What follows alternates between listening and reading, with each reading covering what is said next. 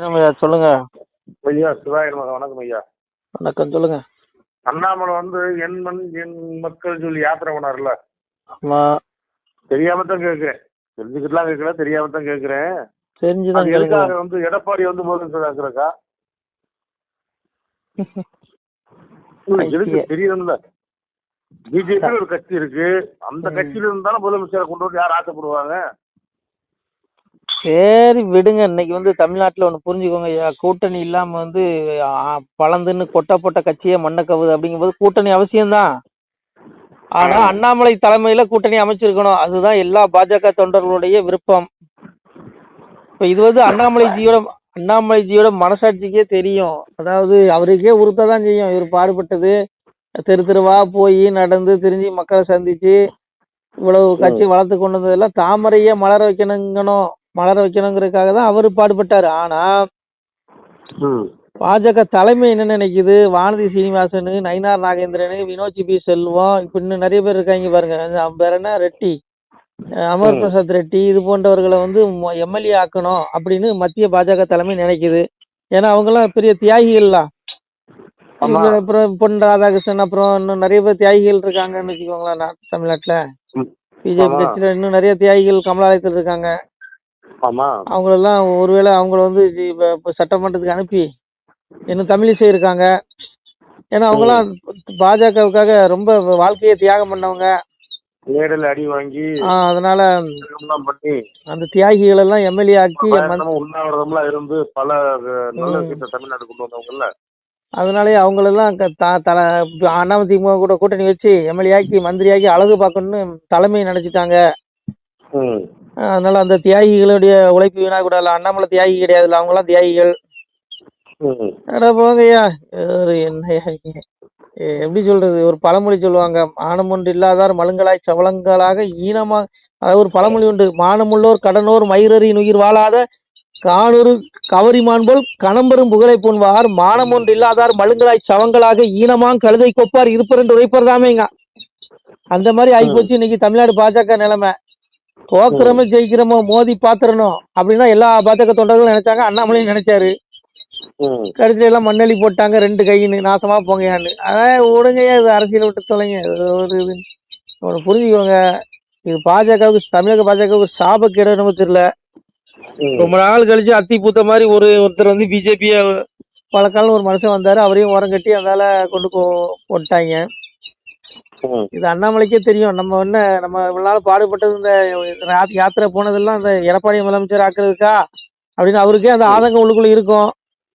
வேற வழி கிடையாது, மத்திய தலைமை முடிவு பண்ணிட்டாங்க எடப்பாடியை முதலமைச்சர் ஆக்கிருங்கன்னு, வானதி எம்எல்ஏ ஆக்கிருங்க, மந்திரி ஆக்கிருங்கன்னு. ஏன்னா அந்த அம்மா அப்படியே பிஜேபியை 3 முறை தமிழ்நாட்டில் ஆட்சி கொண்டு வந்த அம்மா கஷ்டப்பட்டு. இன்னும் பாருங்க, ஏற்கனவே இன்னும் என்ன நடக்க போகுது தமிழ்நாடு பிஜேபியில். அவன்லாம் போன தேர்தல் நின்று மண்ணை கவுனானோ, டெபாசிட் இழந்தானோ அவனுக்கு தான் சீட்டை கொடுப்பானுவேன், எழுதி வச்சுக்கோங்க. இங்கே உழைக்கிறவனுக்கு, கட்சிக்கு உண்மையா விசுவாசமா இருக்கிறவனுக்கு தான் சீட்டு கொடுக்க மாட்டானுங்க, புரியுதா உங்களுக்கு? இன்னும் அதான் நடக்கும். எவன்லாம் போன டைம் மண்ணை கவுனானோ அவனுக்கு சீட்டு, அவர்கள் போட்டியிடுவார்கள், மீண்டும் மண்ணை கவுவார்கள் அப்படிங்கிறது தான் எதிர்பார்ப்பா இருக்குது. அதனால ஒரு கட்சியை ஒரு மனுஷன் தனிச்சு ஆட்சி அமைக்கணும், கொண்டு வரலாம்னு சொல்லி முயற்சி பண்ணும் பொழுது முட்டுக்கட்டை போட்டாங்கன்னா அது எப்படியா, எந்த தொண்டன் தான் ஏத்துக்குவான்? தலைவர்களாலையும் ஏத்துக்குவான். ஏன்னா அவனுக்கு தேவை சீட்டு, எம்எல்ஏ சீட்டு. நீ திமுக கூட கூட்டணி வை, எனக்கு எம்எல்ஏ சீட்டை கொடுத்துரு, என் பையனுக்கு கொடுத்துரு, இதுதான் அவங்க எண்ணம்.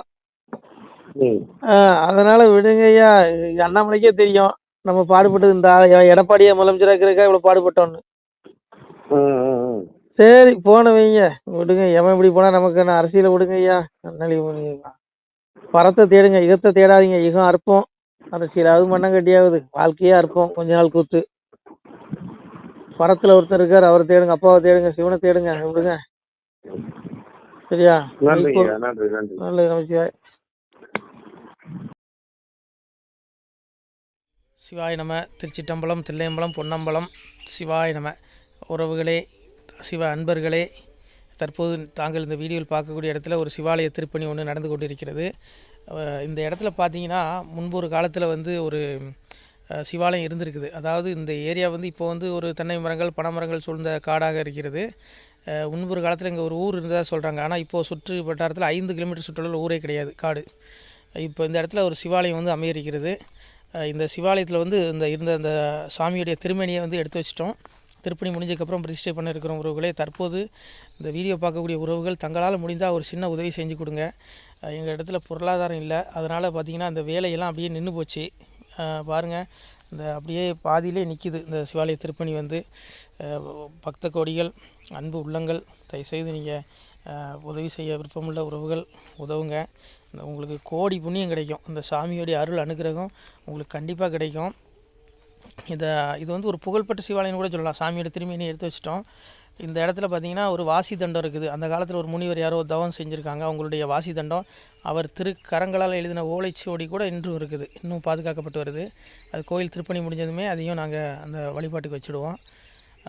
இந்த சிவாலய திருப்பணி வந்து சாமி திருநாமம் வந்து முக்தீஸ்வரர் அப்படிங்கிற திருநாமத்தில் வழங்குறாரு. நெல்லை மாவட்டம் நாங்குநேரி தாலுகாவில் இந்த சிவாலயம் அமைய இருக்கிறது உறவுகளே.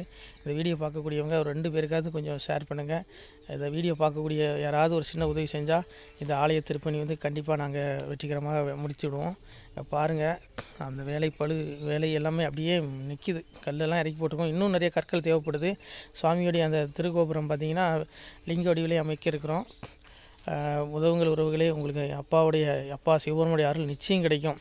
எம்பெருமான் சொல்வான், வாழுவீர் தாழ்வில்லாமல் மக்களும் கிளைகள் கொஞ்சி நாளுமே மகிழ்ச்சியை கூர்ந்து நலமுடன் வாழும்போது நீளுமே எனது செங்கோல் நீதியும் நெறிபோல் வந்து ஆளுமே உங்கள் தன்னை அன்புடன் அலையாவண்ணம். உங்களை எம்பெருமானுடைய அப்பாவுடைய திருவாசகத்தாலேயே வாழ்த்துறோம் உறவுகளே. ஆணுடன் பெண்ணும் பெற்று அதிகமாய் செல்வமாகி தானுடன் நினைவுமுற்று தர்மமும் நெறியும் கற்று வேணும்னில் காலமெல்லாம் வெள்ளியர் உடனே வாழ்ந்து போனுதல் கமலநாதன் பொற்பதம் பெற்று வாழ்வீர். அந்த ஈசனுடைய பொற்பதம் நிச்சயம் கிடைக்கும். உங்களுக்கு இகத்திலும் சுகம், பரத்திலும் சுகம். உங்களுடைய கர்ம வினைகள் மன்னிக்கப்பட்டு உங்களுக்கு நிச்சயம் மோட்ச வீடு கிடைக்கும். இகத்தில் பூரண ஆயுளுடன் நோய் நொடி இல்லாமல் வாழ்ந்து நீங்கள் பரவாழ்வும் பெறுவீர்கள் உறவுகளே. மக்களே, நீங்கள் எல்லாம் வாழ்பொன்னம் பதியிற் சென்று முக்கியமான யுகநில மதிலே தன்னால் கக்கிய பொன்கள் ஸ்வர்ணம் கைமணம் குளிர அன்னம் பொக்கிஷம் நிறைய வைத்து புகழ உண்டு இனிதாய் வாழ்வீர். இந்த இகவாழ்வும் பரவாழ்வும் உங்களுக்கு சுகப்பட அப்பன் ஈசனர்களால் வாழ்த்துகிறோம். இந்த திருப்பணிக்கு உதவி செய்ய ஒரு ஜிபே எண் சொல்கிறோம். இந்த எண்ணில் நீங்கள் உதவலாம்.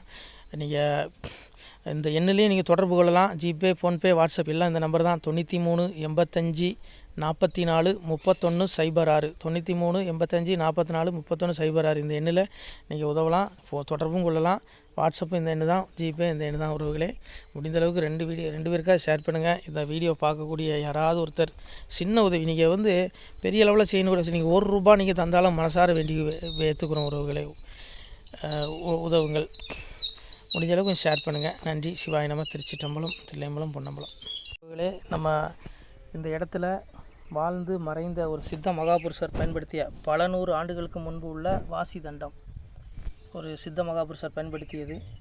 அவர் திருக்கரங்களால் எழுதிய அந்த ஓலைச்சுவடி கூட பாருங்கள், இன்னும் பாதுகாக்கப்பட்டு வருது. இந்த சிவாலயம், நம்முடைய அந்த சிவாலய திருப்பணி முடிந்ததுமே எம்பெருமான் அவர் எழுதிய அந்த சிவனை பற்றி புகழ்ந்து எழுதிய அந்த பாடல் வரிகள் இதில் இருக்குது. இந்த வாசி தண்டம் அவர் பிரதிஷ்டை செய்த அந்த லிங்க திருமேனியையும் இந்த இடத்துல நாம் இந்த ஆலயம் கட்டி நாம் பிரதிஷ்டை செய்திருக்கிறோம். அனைவரும் இந்த ஆலய பிரதிஷ்டைக்கு கண்டிப்பாக வரணும். முடிஞ்ச அளவுக்கு இந்த வீடியோ பார்க்குறவங்க உதவி பண்ணுங்கள் உறவுகளை. பொருளாதாரம் இல்லாமல் திருப்பணி நின்று போச்சு. முடிஞ்ச அளவுக்கு ஷேர் பண்ணுங்கள், உதவுங்க. நன்றி. நம சிவாய. திருச்சிற்றம்பலம், தில்லையம்பலம், பொன்னம்பலம். இந்த புண்ணிய பலன் தங்களுக்கு கோடான கோடியாக வரும் உறவுகளை. நம சிவாய.